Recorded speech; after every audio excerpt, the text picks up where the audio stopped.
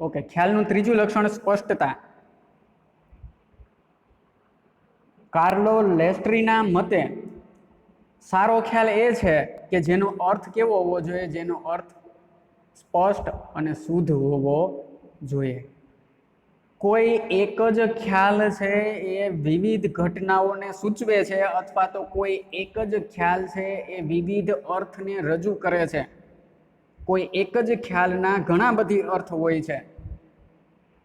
તો એવા સમયે સંશોધકે પોતે જે ખ્યાલનો ઉપયોગ કર્યો એ ખ્યાલ કેવો હોવો જોઈએ? સ્પષ્ટ હોવો જોઈએ. સ્પષ્ટ હોવો જોઈએ કે એટલે કે આ ખ્યાલ છે એ આ અર્થમાં રજૂ કરેલો છે.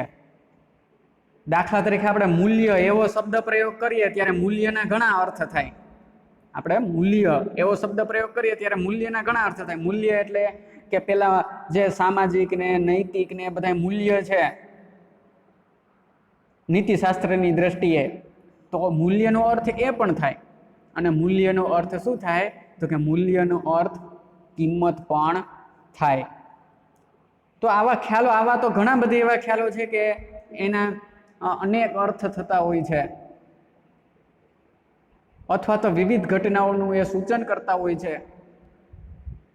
તો એવા સમયે એ ખ્યાલનો અર્થ છે એ અહીંયા પોતાના સંશોધનમાં સંશોધકે એ ખ્યાલનો અર્થ કયા સ્વરૂપે કરેલો છે, કયા અર્થમાં એ ખ્યાલનો ઉપયોગ કરેલો છે, એની સ્પષ્ટતા કરવી જોઈએ. દાખલા તરીકે નૈતિકતા, અનૈતિકતા, અપરાધ, આ બધા સમાજશાસ્ત્રના ખ્યાલો છે અને આ બધા ખ્યાલોનો અનેક અર્થ થાય છે. પરંતુ સંશોધક જ્યારે સંશોધન કરે ત્યારે એણે ખ્યાલનો અર્થ છે કે નૈતિકતા, તો એ ખ્યાલનો શું અર્થ અહીંયા કરેલો છે? અપરાધ, તો અહીંયા એ ખ્યાલનો શું અર્થ કરેલો છે? એ ખ્યાલના અર્થમાં સ્પષ્ટ હોવો જોઈએ, કોઈ શંકાને સ્થાન હોવું જોઈએ નહીં. આથી સંશોધકે સ્પષ્ટ કરવું જોઈએ કે પોતાના અભ્યાસમાં દર્શાવેલ ખ્યાલો નો કયો અર્થ છે સ્પષ્ટ હોવું જોઈએ. આ તો આ તો સમાજશાસ્ત્રના ખ્યાલો છે. આપણે અર્થશાસ્ત્રના સંદર્ભમાં ઉદાહરણ જોઈએ. દાખલા તરીકે કોઈ સંશોધક છે એ સંશોધન કરતો હોય કે આર્થિક વિકાસ અને આરોગ્ય વચ્ચેનો સંબંધ, આર્થિક વિકાસ અને આરોગ્ય, એના વિશે કોઈ સંશોધક સંશોધન કરતો હોય તો અહીંયા આર્થિક વિકાસના ખ્યાલનો અર્થ સ્પષ્ટ હોવો જોઈએ. એના બે અર્થ થાય, એક તો એનો સૈદ્ધાંતિક અર્થ અને બીજો એનો વ્યવહારિક અર્થ. વ્યવહારિક અર્થ એટલે કે પોતાના સંશોધનની અંદર એણે શું આર્થિક વિકાસનો અર્થ કરેલો છે, અથવા તો પોતાના સંશોધનની અંદર એ આર્થિક વિકાસને કઈ રીતે માપશે. આર્થિક વિકાસના ઘણા બધી માપદંડો છે, એમાંથી પોતાના સંશોધનની અંદર કઈ રીતે આર્થિક વિકાસને માપશે? રાષ્ટ્રીય આવક દ્વારા માપશે, કે માથાદીઠ આવક દ્વારા માપશે, કે ગરીબીના પ્રમાણ દ્વારા, કે ઔદ્યોગિકરણ દ્વારા, કે વ્યાવસાયિક માળખાના પરિવર્તન દ્વારા, કે માનવ વિકાસ આંક દ્વારા કઈ રીતે માપશે? તો અહીંયા એ આર્થિક વિકાસના ખ્યાલનો અર્થ સ્પષ્ટ હોવો જોઈએ કે અહીંયા આર્થિક વિકાસને રાષ્ટ્રીય આવક દ્વારા, ગરીબીના પ્રમાણ દ્વારા અને ઔદ્યોગિકરણ દ્વારા માપવામાં આવશે, એવો સ્પષ્ટ અહીંયા અર્થ કરવો પડે. એવી જ રીતે આરોગ્યનો અહીંયા કયો અર્થ કરેલો છે? આરોગ્ય એટલે એમાં ઘણી બધી બાબતોનો સમાવેશ થાય આરોગ્યની અંદર. તો એ અહીંયા એનો અર્થ છે એ સંશોધનની અંદર સ્પષ્ટ કરવો પડે કે આરોગ્યને અહીંયા કયો અર્થ કરેલો છે ને કઈ રીતે માપવામાં આવશે. તો કે આરોગ્યને બાળ મૃત્યુ દર દ્વારા, અપેક્ષિત આયુષ્ય દ્વારા, માતૃત્વ મૃત્યુ દ્વારા માપવામાં આવશે, એવો એનો અર્થ છે એ સ્પષ્ટ કરવો જોઈએ. એટલે સંશોધનની અંદર જે ખ્યાલોનો ઉપયોગ કરવામાં આવે એ ખ્યાલોનો અર્થ છે એ સ્પષ્ટ હોવો જોઈએ. ઘણા બધી દરેક ખ્યાલ એવો હોય કે એના અનેક અર્થ થતા હોય છે, એ અનેક ઘટનાઓનું સૂચન કરતા હોય છે, પણ એમાંથી પોતાના સંશોધનની અંદર સંશોધકે એ સ્પષ્ટ કરવું પડે કે આ ખ્યાલનો પોતાના સંશોધનની અંદર શું અર્થ કરેલો છે. એટલે ખ્યાલો છે એ સ્પષ્ટ હોવા જોઈએ. એના પછીનો પોઈન્ટ છે માપન. ખ્યાલ છે એ માપી શકાય એવા હોવા જોઈએ. ખ્યાલને જો માપી શકાય નહીં તો સંશોધનમાં એનો કોઈ અર્થ રહેતો નથી. કારણ કે સંશોધનની અંદર આપણે દરેક બાબતને શું કરવાનું છે? માપવાની છે. માહિતી મેળવવાની છે, એનું વર્ગીકરણ કરવાનું છે, એનું વિશ્લેષણ કરવાનું છે, એના ઉપરથી યોગ્ય તારણો તારવવાના છે. એટલે એની અંદર જે ખ્યાલોનો ઉપયોગ કરીએ એ માપી શકાય એવા હોવા જોઈએ. જોહડાના મતે ખ્યાલ એ નિરીક્ષણ કરેલી ઘટના પરથી કરવામાં આવેલી તારવણી છે. આથી ખ્યાલ છે એ માપી શકાય એવો હોવો જોઈએ.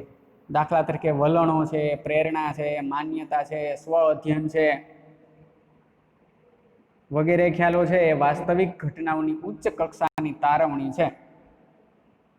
આથી તેને માપી શકાય એવા હોવા જોઈએ. આપણા અર્થશાસ્ત્રની રીતે વાત કરીએ તો અર્થશાસ્ત્રની અંદર જે ખ્યાલોનો ઉપયોગ કરવામાં આવે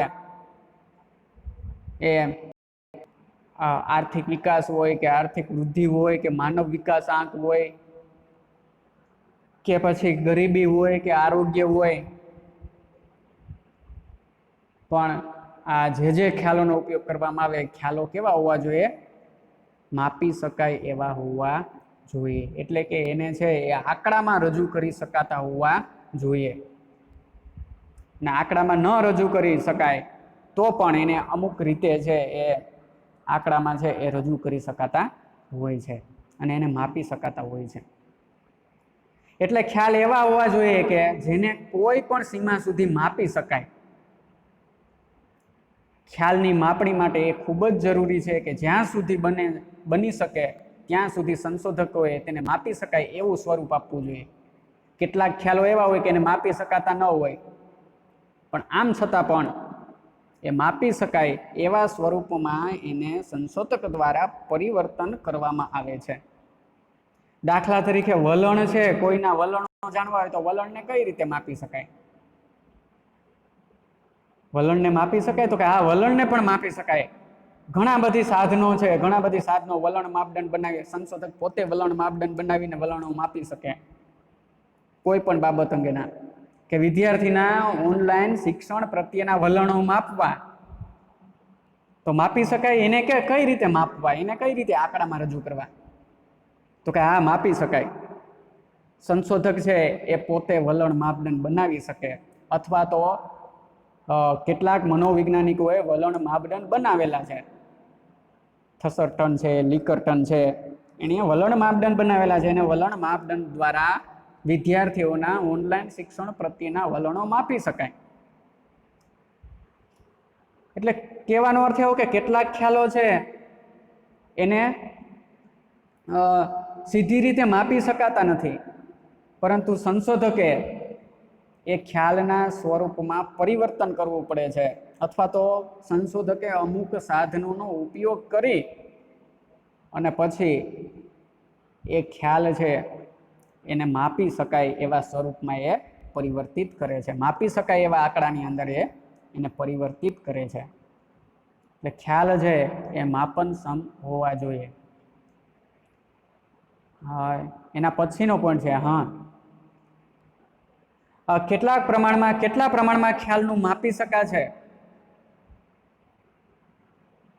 તેનું સ્વરૂપ હોય તો તેનું માપન વધુ પ્રમાણમાં સંભવી શકે. એટલે ખ્યાલના સ્વરૂપ ઉપર ખ્યાલના માપનનો આધાર રહેલો છે. કેટલા પ્રમાણમાં કોઈ પણ ખ્યાલને માપી શકાશે એનો આધાર એના સ્વરૂપ પર રહેલો છે. અને જેટલા પ્રમાણમાં એ ખ્યાલને માપી શકાય એટલા પ્રમાણમાં એ ખ્યાલ છે એ ઉચ્ચ કક્ષાનો છે એમ કહી શકાય. એટલે જે ખ્યાલને વધારે પ્રમાણમાં માપી શકાય એ ખ્યાલ છે એ ઉચ્ચ કક્ષાનો છે એવું આપણે કહી શકીએ. એના પછીનો પોઈન્ટ છે તુલનાત્મકતા. તુલનાત્મકતા એટલે સરખામણી, તુલના કરવી, સરખામણી કરવી. તો જુદા જુદા ખ્યાલો વચ્ચે સ્પષ્ટ રૂપે અને સરળતાથી તુલના થઈ શકે તો જ સંશોધનમાં ખ્યાલ છે એ ઉપયોગી બને છે. નહીતર સંશોધનમાં ખ્યાલ ઉપયોગી બનતા નથી. એટલે જુદા જુદા ખ્યાલો છે કેવા હોવા જોઈએ? સ્પષ્ટ હોવા જોઈએ અને સરળ હોવા જોઈએ, જેથી કરીને એની તુલના થઈ શકે. દાખલા તરીકે માંગનો નિયમ આપ્યો તો કઈ રીતે માંગનો નિયમ આપેલો છે? કોના વચ્ચે માંગનો નિયમ સંબંધ દર્શાવે છે? અથવા તો માંગના નિયમમાં ક્યાં બે ખ્યાલ વચ્ચે સરખામણી કરવામાં આવેલી છે? તો કે કિંમત અને માંગ. આ બંને વચ્ચે સરખામણી છે એ કરવામાં આવેલી છે, અથવા તો તુલના છે એ કરવામાં આવેલી છે. માંગ અને કિંમત બંનેને માપી શકાય, બંનેનો અર્થ સ્પષ્ટ છે, એને માપી શકાય, અને તુલનાત્મકતાનો ગુણ બંનેમાં રહેલો છે, એટલે બંનેની સરખામણી થઈ શકે છે. કઈ રીતે સરખામણી આપણે કરીને માંગ તારવીએ છીએ? તો કે કિંમત વધે તો માંગ ઘટે, કિંમત ઘટે તો માંગ વધે. એટલે જુદા જુદા ખ્યાલો છે સ્પષ્ટ હોવા જોઈએ, જેથી કરીને એની સરળતાથી તુલના થઈ શકે, અને સરળતાથી તુલના થઈ શકે તો જ એ ખ્યાલ છે એ સંશોધન કાર્યમાં ઉપયોગી છે. અહીંયા માંગના નિયમમાં કિંમત અને માંગ વચ્ચે જો સરખામણી થઈ શકે નહીં, તો પ્રોફેસર માર્શલે માંગનો નિયમ આપી શક્યા ન હોત, અથવા તો એના વિશે સંશોધન કરી શક્યા ન હોત. તેથી સંશોધનકર્તાએ આ ખ્યાલને સૌ વર્ગની સાથે સાથે ઘટનાની કક્ષાને પણ નિશ્ચિત કરવાનો પ્રયાસ કરવો જોઈએ, અને તો જ એની તુલના થઈ શકે. દાખલા તરીકે આપણે અપરાધ ખ્યાલનો ઉપયોગ કરતા હોઈએ તો એ ઉપયોગ કરતા પહેલા સંશોધકોએ સ્પષ્ટ કરવું પડે કે અહીંયા અપરાધ નો ખરેખર શું અર્થ થાય, પછી જ આપણે એની તુલના કરીશું. અપરાધના ઘણા બધી અર્થ થાય: બાળ અપરાધ, મારપીટ, ચોરી, આગજનની, ખૂન, છેતરપિંડી, એમ અનેક સ્વરૂપ છે અપરાધના.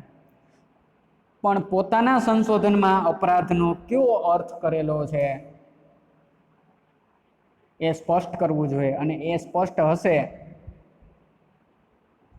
તો જ ખ્યાલોની તુલના થઈ શકશે, અથવા તો ખ્યાલોની તુલના થઈ શકશે તો જ એનો અર્થ છે એ સ્પષ્ટ થશે. એટલે અહીંયા સંશોધકે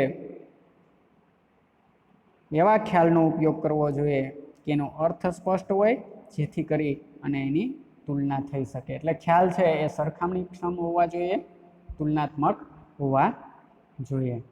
તેથી અહીંયા કયા પ્રકારનો અપરાધનો સંશોધક નિર્દેશ કરવા ઈચ્છે છે એ સ્પષ્ટ કરવું જોઈએ, જેથી કરીને શું થઈ શકે? એનો તુલનાત્મક અભ્યાસ થઈ શકે. એટલે પહેલા એનો અર્થ સ્પષ્ટ હશે તો પછી એનો તુલનાત્મક અભ્યાસ છે એ થઈ શકશે.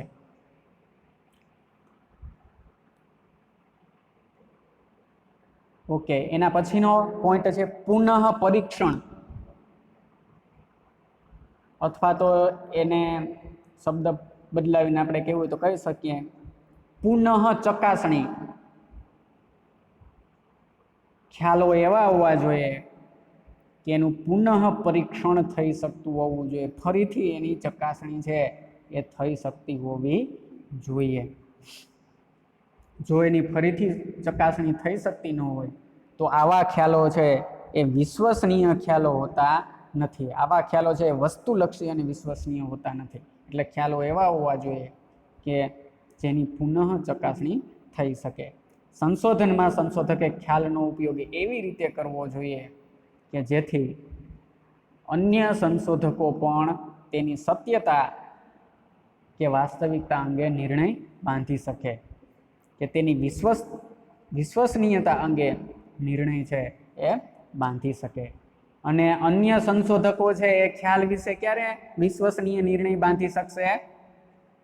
તો કે અન્ય સંશોધકો પણ એની પુનઃ ચકાસણી કરી શકતા હશે, એનું પુનઃ પરીક્ષણ કરી શકતા હશે, તો એની સત્યતા કે વિશ્વસનીયતા કે વાસ્તવિકતા અંગે નિર્ણય છે એ બાંધી શકશે.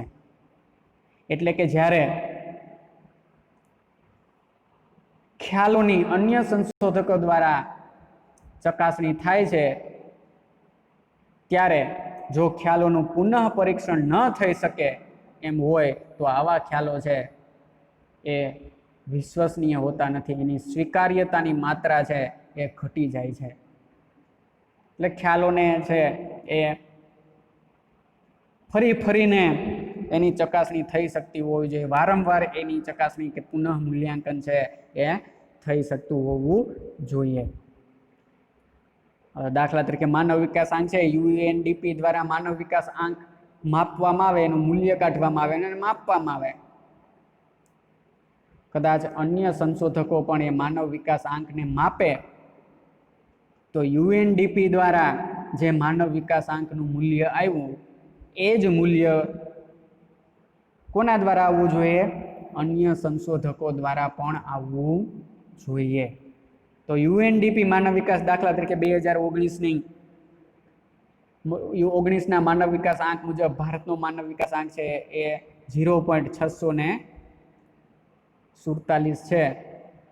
તો અહીંયા યુએનડીપી એ આ માનવ વિકાસ અહેવાલની અંદર માનવ વિકાસ આંકનું માપન કરીને અહેવાલ એનો બહાર પાડેલો છે. હવે અન્ય કોઈ સંશોધક છે એ ભારતનો માનવ વિકાસ આંક માપે અને યુએનડીપી એ જે માપદંડ લીધા એ જ માપદંડ અને એ જ રીતથી માપે તો એના દ્વારા પણ એ મૂલ્ય કેટલું આવવું જોઈએ? 0.647 આવવું જોઈએ. તો એ માનવ વિકાસ આંકનો ખ્યાલ કેવો છે? પુનઃ પરીક્ષણ છે, પુનઃ પરીક્ષણ ક્ષમ છે અથવા તો ચકાસણી ક્ષમ છે એવું કહી શકીએ. જો યુએનડીપી સિવાયના અન્ય સંશોધકો એ માનવ વિકાસ આંકને માપી શકતા ન હોય, એનું પરીક્ષણ કે ચકાસણી કરી શકતા ન હોય તો અહીંયા એની સ્વીકાર્યતાની માત્રામાં શું થાય છે? સ્વીકાર્યતાની માત્રા ઘટી જાય છે. એટલે ખ્યાલો એવા હોવા જોઈએ કે જેની ફરીથી ચકાસણી થઈ શકતી હોવી જોઈએ, અન્ય સંશોધકો દ્વારા એની સત્યતાની ચકાસણી થઈ શકતી હોવી જોઈએ, જેથી નિર્ણય બાંધી શકે. જો અન્ય સંશોધકો દ્વારા એની ચકાસણી થઈ શકતી ન હોય તો એની વાસ્તવિકતાની માત્રા છે એ ઘટી જાય છે. એટલે માટે કાર્લો લેસ્ટ્રીસીના મતે ઉત્તમ ખ્યાલ માટે એ ખૂબ જ જરૂરી છે કે સંશોધનકર્તાએ ખ્યાલની પસંદગી એવી રીતે કરવી જોઈએ કે જેથી અન્ય સંશોધનકર્તા પણ તેની સરળતાથી ચકાસણી અને પુનઃ પરીક્ષણ કરી શકે. કાર્લો લેસ્ટ્રીસીના મતે એનું કોટેશન છે, યાદ રાખવા જેવું છે. ઉત્તમ ખ્યાલો માટે એ ખૂબ જ જરૂરી છે કે સંશોધનકર્તાએ એવા ખ્યાલોની પસંદગી કરવી જોઈએ કે જેથી અન્ય સંશોધનકર્તા પણ એની સરળતાથી ચકાસણી કરી શકે. એના પછીનો ખ્યાલનું લક્ષણ છે પરિવર્તનશીલતા. એટલે કે ખ્યાલ છે એ પરિવર્તનશીલ હોવા જોઈએ, ફ્લેક્સિબલ હોવા જોઈએ. ખાસ કરીને સંશોધક પોતાના સંશોધનની અંદર જે ખ્યાલનો ઉપયોગ કરે, અહીંયા એની વાત આપણે કરીએ છીએ. એટલે ખ્યાલ છે એ પરિવર્તનશીલ હોવા જોઈએ, વિકાસશીલ હોવા જોઈએ. તેની વિશેષતાઓ, ખ્યાલનો અર્થ, પ્રકૃતિ, સંદર્ભ, એનું કેન્દ્રબિંદુ વગેરે કેવા હોવા જોઈએ? વગેરે પરિવર્તનશીલ હોવા જોઈએ. એટલે કે સમયની સાથે એની વિશેષતાઓ, અર્થ, પ્રકૃતિ, સંદર્ભ, કેન્દ્રબિંદુ વગેરે શું હોવું જોઈએ? બદલી શકાતા હોવા જોઈએ. કારણ કે આ બધું છે એ આ બધું જ જ્ઞાનનો સંગ્રહ, નવી શોધ, વિજ્ઞાનના પરિપ્રેક્ષમાં પરિવર્તન, વૈજ્ઞાનિકો દ્વારા હકીકતની અંદર નવા કાર્યકાળના સંબંધોની શોધ વગેરેને કારણે આ બધું છે એ થતું હોય છે. ટૂંકમાં વૈજ્ઞાનિક ક્ષેત્રે પરિવર્તન આવતા હોય છે. એટલે ખ્યાલની વિશેષતાઓ, અર્થ, પ્રકૃતિ, સંદર્ભ, કેન્દ્રબિંદુ વગેરે સતત બદલાતા રહે છે. એટલે ખ્યાલ છે એ પરિવર્તનશીલ હોવા જોઈએ. આપણે દાખલા તરીકે હા, આપણે દાખલા તરીકે ગ્રાહકના અધિક સંતોષનો ખ્યાલ છે અથવા તો ગ્રાહકની સમતુલાનો ખ્યાલ છે, એમાં કેટલા બધી પરિવર્તન જોવા મળે. જેમ જેમ સમય પસાર થતો ગયો, જેમ જેમ નવા કાર્યકારણના સંબંધો છે એનો ઉદ્ભવ થતો ગયો, એમ ગ્રાહકના સંતોષનો ખ્યાલ છે એ બદલાતો ગયો. ઘટતા સીમાંત તુષ્ટિગુણ દ્વારા ગ્રાહકના સંતોષનો ખ્યાલ માર્શલે આપ્યો.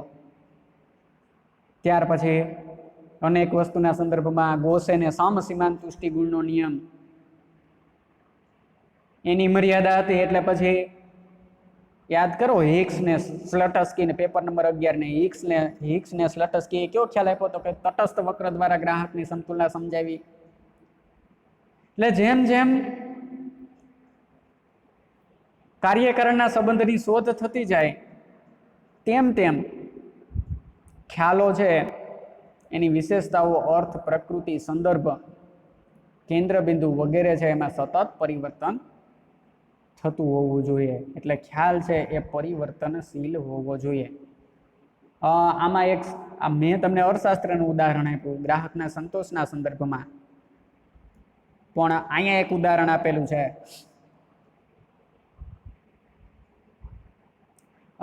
એડ્સનું ઉદાહરણ આપેલું છે અને સમાજશાસ્ત્રના સંદર્ભમાં આપેલું છે. તો ભારતમાં એડ્સ અંગે પહેલા લોકોને જે ખ્યાલ હતો તે શિક્ષણ અને એડ્સ સંબંધી જાણકારી અને એડ્સ અંગેના થયેલા સંશોધનને કારણે લોકોનો ખ્યાલ છે એ બદલાઈ ગયો. એટલે આ ખ્યાલ છે, આમ ખ્યાલ છે એ પરિવર્તનશીલતાનો ગુણ ધરાવે છે. આપણે ફરી પાછું એક અર્થશાસ્ત્રના સંદર્ભમાં ઉદાહરણ આપીએ. દાખલા તરીકે આર્થિક વિકાસનો એક ખ્યાલ છે, આર્થિક વિકાસ. આ આર્થિક વિકાસનો એક ખ્યાલ છે એ તમને ખ્યાલ હોય તો સતત બદલાતો રહે છે. તમે ડેવલપમેન્ટનું પેપર ભણો છો તો આર્થિક વિકાસનો ખ્યાલ છે સતત બદલાતો રહે છે. પહેલાના અર્થશાસ્ત્રીઓએ, પ્રશિષ્ટ અર્થશાસ્ત્રીઓએ શું કીધું તો કે રાષ્ટ્રીય આવકમાં વધારો એટલે આર્થિક વિકાસ. તો કે ત્યાર પછી ખબર પડી કે રાષ્ટ્રીય આવકની તો ઘણી બધી મર્યાદા છે, એટલે પછી નવો ખ્યાલ વિકાસ થયો કે માથાદીઠ આવકમાં વધારો એટલે આર્થિક વિકાસ. તો કે ભાઈ માથાદીઠ આવકની પણ ઘણી મર્યાદા છે, આવકની અસમાન વહેંચણી થાય તો લોકોના જીવન ધોરણમાં સુધારો થતો નથી. એટલે પછી એવું ગરીબીમાં ઘટાડો એટલે આર્થિક વિકાસ. પછી ધીમે ધીમે આવ્યું તો કે આર્થિક વિકાસને જીવનની ભૌતિક ગુણવત્તાના આંક દ્વારા માપવામાં આવે છે, PQLI દ્વારા. એટલે PQLI વધે તો આર્થિક વિકાસ વધે એમ કહી શકાય. તો કે એની પણ કેટલીક મર્યાદા છે. એટલે માનવ વિકાસ આંક આવ્યો. ત્યાર પછી બહુઆયામી ગરીબી આંક આવ્યો, જાતિ સમાનતા આંક આવ્યો.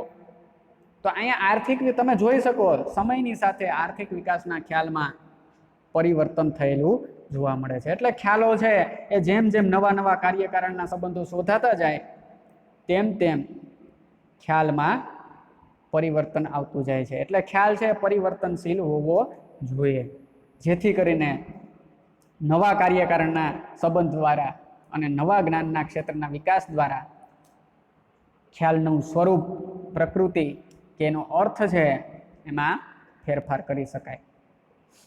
એના પછીનો પોઈન્ટ છે સંવેદનશીલતા. ખ્યાલ છે એ સંવેદનશીલ હોવો જોઈએ. બોરિંગના મતે ખ્યાલ છે એ સ્વયં પોતાની રીતે સંવેદનશીલ હોતો નથી, પણ વ્યાખ્યાઓમાં અન્ય ખ્યાલોના કાર્ય મળીને તેને સંવેદનશીલ છે એ બનાવે છે. બોરિંગ અહીંયા માઇક્રોસ્કોપ ખ્યાલનું ઉદાહરણ આપેલું છે કે બોરિંગના મતે માઇક્રોસ્કોપ ખ્યાલને ત્યાં સુધી આપણે સ્પષ્ટ કરી શકતા નથી જ્યાં સુધી એ ખ્યાલનો આવિષ્કાર થતો નથી અથવા તો એ ખ્યાલનું સંશોધન થતું નથી. એટલે અહીંયા ખ્યાલો છે એ સ્વયં સંવેદનશીલ હોતા નથી, પણ અન્ય ખ્યાલોના કાર્ય સાથે મળી અને અથવા તો અન્ય ખ્યાલોનું કાર્ય છે એને સંવેદનશીલ છે એ બનાવે છે. એટલે અહીંયા તુલનાત્મકતાની વાત છે. જ્યાં સુધી એની અન્ય ખ્યાલો સાથે તુલના ન થઈ શકે ત્યાં સુધી જે ખ્યાલો છે એ સંવેદનશીલતાનું સ્વરૂપ છે એ ધારણ કરતા નથી. એટલે કે સંશોધક દ્વારા ખ્યાલ સ્પષ્ટ અર્થ દર્શાવી માનવ વલણોને એની છાપ સાથે સંબંધ ન જોડાય ત્યાં સુધી ખ્યાલ છે એ અસંવેદનશીલ રહે છે અને ત્યાર પછી જ એ સંવેદનશીલ છે એ બને છે. સંવેદના એટલે અહીંયા એક પ્રકારનો અનુભવ. સંવેદના એટલે અહીંયા એક પ્રકારનો અનુભવ પરખતા.